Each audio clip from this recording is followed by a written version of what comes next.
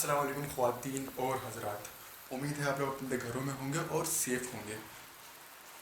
Classes आज नया आ गया तो मैं एक ब्लॉगर हूँ और व्लॉग के लिए हो सकता है मुझे घर से बाहर जाना पड़ता हो, लेकिन जो कि लॉकडाउन चल रहा है, आप भी घरों में रहें, हम भी घर में ही हैं। तो जब बाहर कंटेंट नहीं है तो हमें अपने घर में ही कंटेंट ढूंढना पड़ता है और मुझे मेरा कंटेंट, आज का कंटेंट मिल गया। तो ये वीडियो है मेरे फ़ोन्स के बारे में, जो मेरी फ़ोन्स की कलेक्शन रही है उसके बारे में, जो आज है वो और जो थी वो।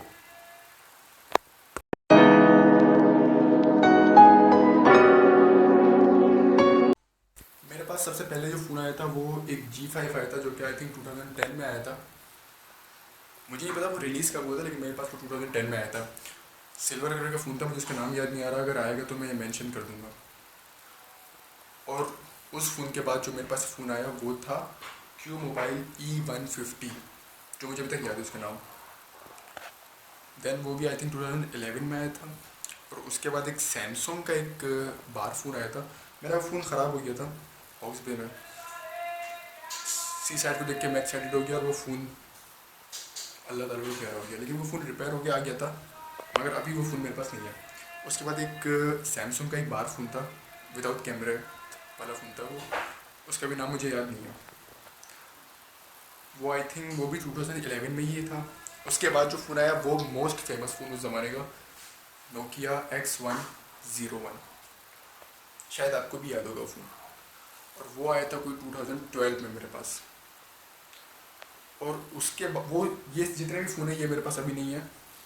इसके बाद एक चाइना का फ़ोन था, वो ये रहा।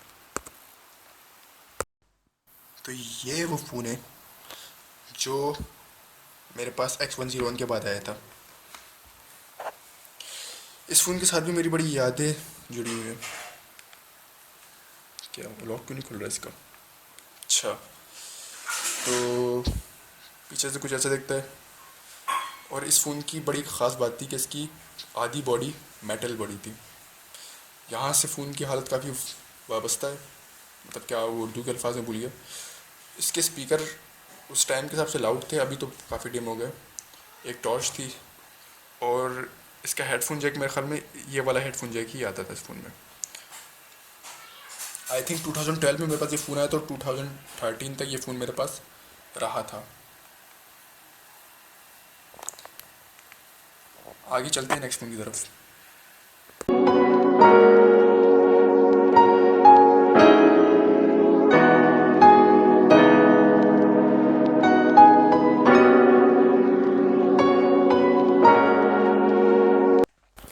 उसके बाद फिर ये आया नोकिया 6600। ये इतना ज़्यादा मेरे पास रहा नहीं और ये बदकिस्मती से भी ऑन भी नहीं हो रहा, लेकिन ये कलेक्शन में था और काफ़ी हैवी वेट फ़ोन था। ये फ़ोन मैंने इसलिए लिया था क्योंकि मुझे एक ऑपरेटिंग सिस्टम वाला फ़ोन चाहिए था, और ये फ़ोन जावा ऑपरेटिंग सिस्टम इस फ़ोन में था। इसमें ये पहला ऐसा फ़ोन था इसमें मैंने कुछ गेम्स इंस्टॉल किए थे, मतलब करवाए थे, खुद नहीं किए थे मैंने। तो ये एक ऐसा फ़ोन था, लेकिन ये मेरे पास ज़्यादा टाइम ना रहा, मतलब मैंने इसको ज़्यादा टाइम यूज़ नहीं किया। फॉर एग्जांपल कहने का मकसद आपका ये, लेकिन ये अपने हिसाब के अपने टाइम का बड़ा एक फ़ेमस फ़ोन है। और जब ये मेरे पास था तो उस टाइम के हिसाब से भी बड़ा पुराना फ़ोन था। चलते हैं अपने नेक्स्ट फ़ोन की तरफ।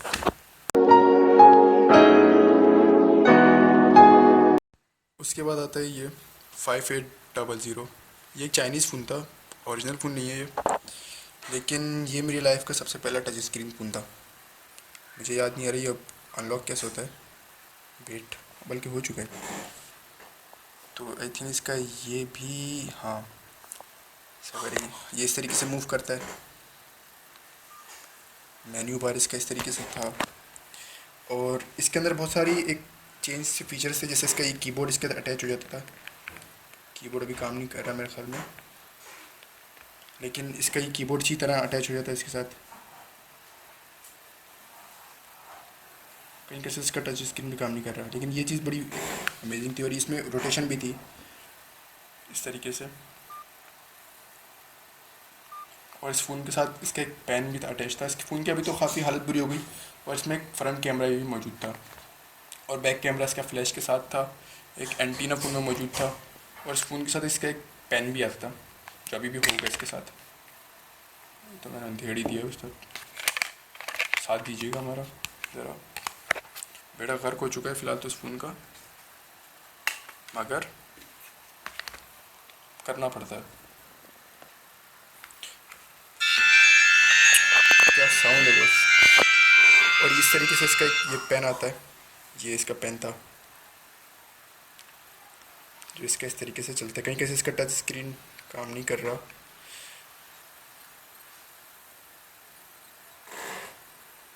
और ये इस टाइप का एक फ़ोन था।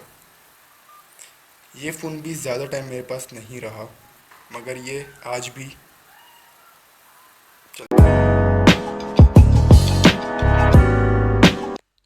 जो नेक्स्ट फ़ोन हमारे कलेक्शन में है वो ही एक सैमसंग का है। ये एक स्लाइड फ़ोन है। इसका मॉडल नंबर मुझे याद पड़ता है, आई थिंक C6603 ऐसी था। और ये बड़ा ही मेरा फेवरेट फ़ोन था उस टाइम का। हालत तो इसकी भी बुरी हुई है, लेकिन ये बड़ा ही कोई, मैं कहता हूँ उस टाइम का भी बड़ा बेहतरीन था और मेरा एक फ़ेवरेट फ़ोन में एक था। और ये मुझे सिर्फ वक्त की इसकी अमाउंट भी याद है, ये 10,000 रुपीज़ का ही फ़ोन था। इसकी अभी तो बैटरी नहीं है और ये डुअल सिम इस फ़ोन में इस चीज़ का ऑप्शन था, लेकिन डुअल स्टैंड बाय मोड नहीं था, यानी कि एक वक्त में एक ही सिम इस्तेमाल हो सकती थी। और इस फ़ोन के अंदर जावा ऑपरेटिंग सिस्टम था और ये एक पहला फ़ोन था जिसमें मैंने ख़ुद अपने गेम्स इंस्टॉल किए थे। GTA मोबाइल और GTA चाइना टाउन वार्स जो मोबाइल एडिशन में था वो इस फ़ोन में मैंने इंस्टॉल किया था।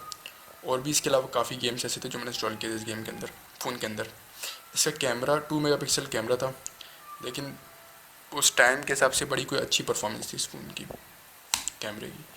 और यहाँ पे वॉल्यूम के बटन है और इधर ये एक डुअल वो सिम चेंज करने का ऑप्शन है, क्योंकि ये एक वक्त में एक ही सिम चला सकता था।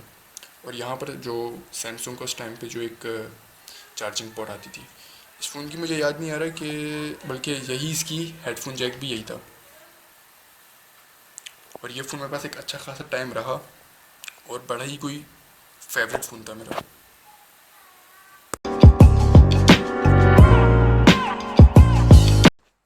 ऑलराइट, तो नेक्स्ट फ़ोन जो है वो है Q मोबाइल Q8 इनाइजमा वाईफाई। ये पहला फ़ोन था मेरे पास जिसमें वाईफाई का फ़ीचर था। जावा ऑपरेटिंग सिस्टम था इस फ़ोन में। 3.2 मेगापिक्सल का इसका बैक कैमरा था और इसका ये जो बीच का माउस है ये सेंसर वाला माउस था, जैसे कि ब्लैकबेरी में होता है। एक सेकंड काम नहीं कर रहा। ये इस फ़ोन का वाईफाई का फ़ीचर है, जैसे कि 2 वाईफाई इस फ़ोन को। और ये फ़ोन मेरे पास एक काफ़ी ज़्यादा अर्सा चला और रहा भी। ये भी एक पसंदीदा फ़ोन था मेरा और ये पहला फ़ोन था इसमें वाईफाई और QWERTY कीबोर्ड था मौजूद था। ये एक तरीके से एक कॉपी समझ लें ब्लैकबेरी की, जैसे इसके पीछे का डिज़ाइन और बड़ी ही कोई ना ज़ेबा सूरत हाल में ये फ़ोन है।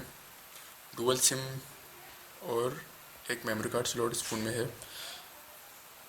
यहाँ 2 इसकी पोर्ट दी हुई है, एक चार्जिंग पोर्ट और एक हेडफोन जैक 3.5 mm का। तो ये मेरा एक आई थिंक लास्ट कीबोर्ड वाला फ़ोन था जो मेरी एक सीरीज़ डेली यूजेज में जो फ़ोन रहे हैं उसमें। चलते अपने नेक्स्ट फ़ोन की तरफ। जो नेक्स्ट फ़ोन आ रहा है उस कलेक्शन में वो आ जाता है ये आईफोन। और इसने भी एंड टाइम पे धोखा दे दिया, ये ऑन नहीं हुआ। ये ओरिजिनल आईफोन नहीं है, ये बेसिकली एक चाइनीज़ कॉपी है फ़ोन की। और इस फ़ोन में भी वाईफाई था और ये मेरा पहला नहीं सॉरी दूसरा टच स्क्रीन फ़ोन था। और ये आया था मेरे पास आई थिंक 2013 के एंड या 14 के शुरू में। और इस फ़ोन से ओह मैसेंजर आ गया। और इस फ़ोन से मैं ज़्यादा खुश नहीं हूँ।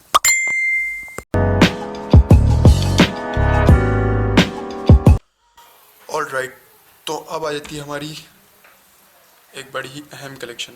Q मोबाइल A600 मेरा सबसे पहला एंड्रॉयड फ़ोन।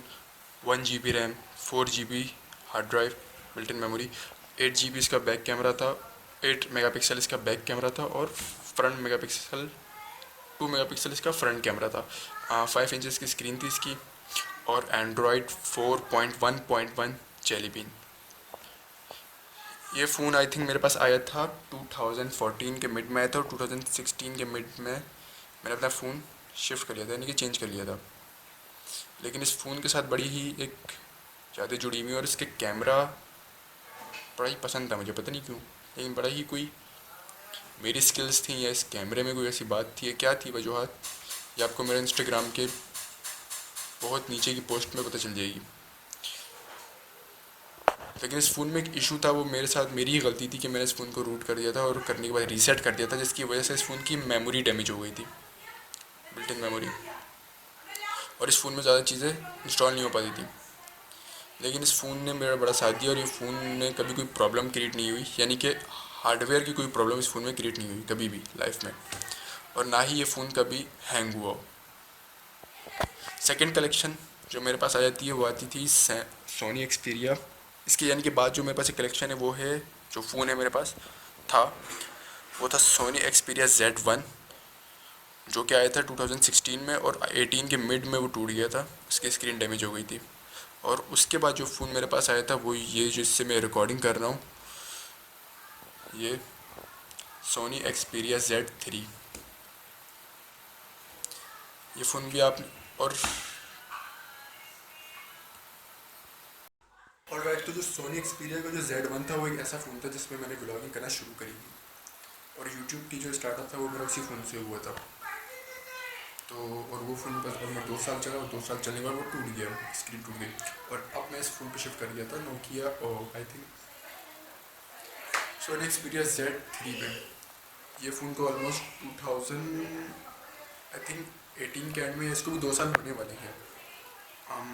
हाँ, 2 से 1.5 साल इस फ़ोन को भी हो गए। लेकिन मेरे पास जो ऑन द और जो मैं फ़ोन यूज़ कर रहा हूँ वो एक ये फ़ोन है और एक नोकिया का ये वाला फ़ोन है जो मैं सिंपली डेली।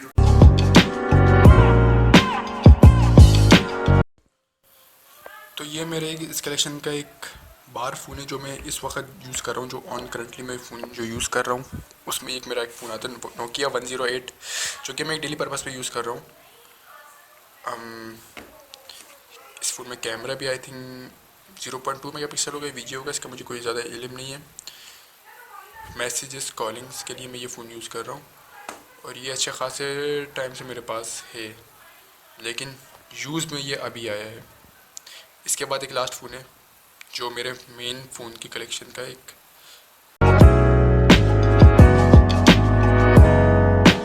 अब जो नेक्स्ट फ़ोन है वो है सैमसंग गैलेक्सी S6 और ये लास्ट फ़ोन है मेरा। और इसका कलर बहुत ही कोई बेहतरीन किस्म का कलर है, यानी कि गोल्डन, और जो ये जब पे कोई लाइट का शेड आता है और जो रेम्बो से शेड मारता है ना, वो बड़ा ही एक अच्छा फील आता है। तो ये मेरी मेन फ़ोन की कलेक्शन थी। अब पॉइंट आता है साइड फ़ोन्स में, जो मेरे ऐसे फ़ोन जो मैंने यूज़ नहीं किए हों लेकिन मेरी कलेक्शन में हैं। तो इधर जो एक मच्छी मज़ार मोबाइल की जो एक दुकान खुली हुई है, आते हैं यहाँ पर। इधर जो मेरे हाथ में फ़ोन है ये 2010 में हमारे पास आया था, मेरा फ़ोन तो नहीं है ये, लेकिन ये मेरे पास आया इस तरीके से। इसकी कहानी ये थी कि मुझे कोई काम बोला गया था और मैंने उसकी डिमांड ये रखी थी कि मुझे ये फ़ोन चाहिए। ये इस टाइप के फ़ोन अगर आपको याद होंगे तो इसमें एक ओनली यूफोन की सिम चल सकती थी, लेकिन इसमें कोई ये फ़ोन में एक मॉडिंग हुई हुई थी जिसमें ये हर सिम चला सकता है। तो ये फ़ोन मेरे पास चला नहीं, लेकिन मेरे पास पड़ा हुआ है, मैंने कभी इस फ़ोन को यूज़ ही नहीं किया। यहाँ पर एक यूनिक सी चीज़ है और वो है ये मोटरोला का एक कलेक्शन के लिए बड़ी अच्छी चीज़ है ये। और ये आई थिंक मुझे नहीं पता ये किस तरीके से चलता है, क्या हिसाब किताब है, और इसमें हिस्ट्री सी बड़ी हिस्ट्री, यानी कि मुझे उर्दू बोलनी नहीं आ रही लेकिन कोशिश कर रहा हूँ। और इस टाइप की चीज़ है, मुझे समझ में नहीं आ रहा ये बस किस टाइप की चीज़ है, बस ये समझ लें कि ये इस टाइप की चीज़ है। ओके, यहाँ पर जो ये है ये G5 का एक फ़ोन है, इसका नाम मुझे याद था लेकिन अब मैं भूल चुका हूँ। इस फ़ोन की खूबी है कि ये 4 सिमें एक वक्त में चला सकता है, यानी कि इस फ़ोन में 4 सिमों का ऑप्शन है इसमें। और ये क्यू मोबाइल F1 में। यहाँ पर एक O7 का फ़ोन है जो मुझे किसी तरीके से मिला, मुझे नहीं पता। राइट, तो ये थी मेरे फ़ोन की कलेक्शन जो आपने देखी। आई होप आपको शायद बेहतर लगे, अच्छी लगे, जैसी भी लगे, लेकिन घर के कंटेंट में हमारे पास यही कंटेंट मिल सकता है। अगर ये वीडियो अच्छी लगी तो मैं कोशिश ये करूँगा कि जो मेरे पास जो गियर्स हैं या रूम टूर है ये भी मैं कर लूँ। तो आज के लिए दीजिए मुझे इजाज़त। आज मेरी उर्दू बड़ी ख़राब चल रही है, पता नहीं क्या वजह होती है, मैं बाहर निकलूँ तभी उर्दू मेरी बेहतर होती है, वल्लाह वाला। तो